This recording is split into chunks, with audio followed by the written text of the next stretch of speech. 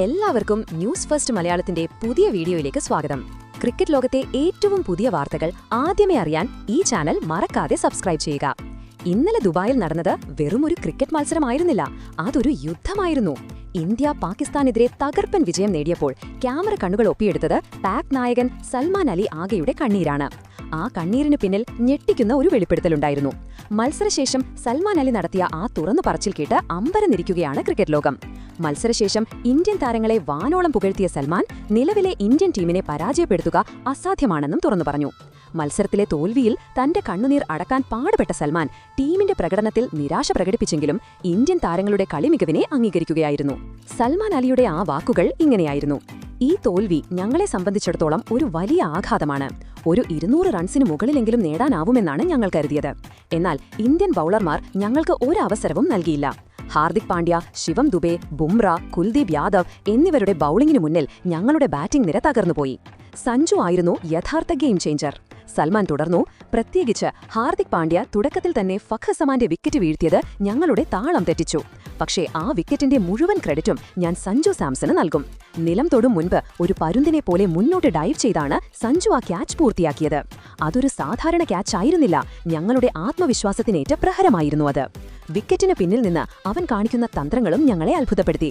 സ്പിന്നർമാർ വരുമ്പോൾ ക്രീസിൽ കയറി അടിക്കാൻ ശ്രമിക്കുന്ന ബാറ്റ്സ്മാൻമാരെ സമ്മർദ്ദത്തിലാക്കാൻ വിക്കറ്റിനോട് ചേർന്ന് നിൽക്കുന്ന അവന്റെ ബുദ്ധി അപാരമാണ്. ശിവം ദുബെയുടെ ബൗൺസും കുൽദീപ് യാദവിന്റെ സ്പിൻ കെണിയും ഞങ്ങളുടെ മധ്യനിരയെ തകർത്തു. സാഹിബ് സാദ ഫർഹാൻ പൊരുതി നോക്കിയെങ്കിലും മറ്റുള്ളവരിൽ നിന്ന് പിന്തുണ ലഭിച്ചില്ല, സൽമാൻ പറഞ്ഞു.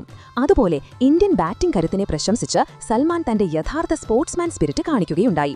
ഇന്ത്യൻ ഓപ്പണർമാരെയും ഫിനിഷർമാരെയും കുറിച്ച് സൽമാൻ പറഞ്ഞതിങ്ങനെയായിരുന്നു: 172 റൺസ് പ്രതിരോധിക്കാൻ ഞങ്ങളുടെ ബൌളർമാർക്ക് ചെറിയ പ്രതീക്ഷയുണ്ടായിരുന്നു. എന്നാൽ അഭിഷേക് ശർമ്മയും ശുഭമാൻ ഗില്ലും ആ പ്രതീക്ഷയെ ആദ്യ ഓവറുകളിൽ തന്നെ ഇല്ലാതാക്കി.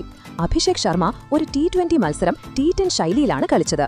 അദ്ദേഹത്തിന്റെ ആക്രമണോത്സുകമായ ബാറ്റിംഗ് ഞങ്ങളുടെ ബൌളർമാരുടെ ആത്മവിശ്വാസം കെടുത്തി. ഗിൽ മികച്ച പിന്തുണ നൽകി കൂട്ടുകെട്ട് ശക്തമാക്കി. അവർക്ക് ശേഷം വരുന്ന സഞ്ജു സാംസനെ പോലുള്ള താരങ്ങൾ യാതൊരു സമ്മർദ്ദവുമില്ലാതെ രാജകീയമായി കളി ഫിനിഷ് ചെയ്യുന്ന രീതി അത്ഭുതപ്പെടുത്തുന്നതാണ്. സൂര്യകുമാർ യാദവിന്റെ നായക മികവും എടുത്തു പറയേണ്ടതാണ്. ബൌളർമാരെ അദ്ദേഹം ഉപയോഗിച്ച രീതി ബ്രില്യന്റ്ലി ആയിരുന്നു. ഈ ഇന്ത്യൻ ടീം എല്ലാ മേഖലയിലും ശക്തരാണ്. അവരുടെ ഫീൽഡിംഗും ടീം വർക്കും ലോകോത്തരമാണ്. ഈ തോൽവിയിൽ നിന്ന് പാഠങ്ങൾ ഉൾക്കൊണ്ട് ഞങ്ങൾ കൂടുതൽ ശക്തമായി തിരിച്ചുവരും. എന്നാൽ സത്യം പറഞ്ഞാൽ നിലവിലെ ഫോമിൽ ഈ ഇന്ത്യൻ ടീമിനെ തോൽപ്പിക്കാൻ ഒരു ടീമിനും സാധിക്കുമെന്ന് തോന്നുന്നില്ല, സൽമാൻ കൂട്ടിച്ചേർത്തു. ഇന്ത്യ പാക് പോരാട്ടങ്ങളുടെ ചരിത്രത്തിൽ എതിരാളിയുടെ നായകനിൽ നിന്ന് ഇത്രയേറെ പ്രശംസ ഏറ്റുവാങ്ങുന്ന ഒരു ഇന്ത്യൻ ടീം അപൂർവമാണ്. സൽമാൻ അലിയുടെ വാക്കുകൾ ഇന്ത്യൻ ക്രിക്കറ്റിന്റെ നിലവിലെ കരുത്താണ് വിളിച്ചു പറയുന്നത്. ഏഷ്യാ കപ്പിലെ ഈ തകർപ്പൻ പ്രകടനത്തോടെ ഫൈനൽ ലക്ഷ്യമിട്ട് കുതിക്കുന്ന ഇന്ത്യൻ ടീമിന് ഈ വാക്കുകൾ കൂടുതൽ ഊർജ്ജം നൽകുമെന്നുറപ്പാണ്. അപ്പോൾ നിങ്ങളോടുള്ള ചോദ്യം ഇതാണ്: നിലവിലെ ഇന്ത്യൻ ടീമിനെ തോൽപ്പിക്കാൻ ശരിക്കും ആർക്കെങ്കിലും സാധിക്കുമോ? നിങ്ങളുടെ അഭിപ്രായം എന്താണ്? താഴെ കമന്റ് ബോക്സിൽ രേഖപ്പെടുത്തുക. അപ്പോൾ ഇതുപോലത്തെ കൂടുതൽ ക്രിക്കറ്റ് വാർത്തകൾക്കായി ഈ ചാനൽ മറക്കാതെ സബ്സ്ക്രൈബ് ചെയ്യുക.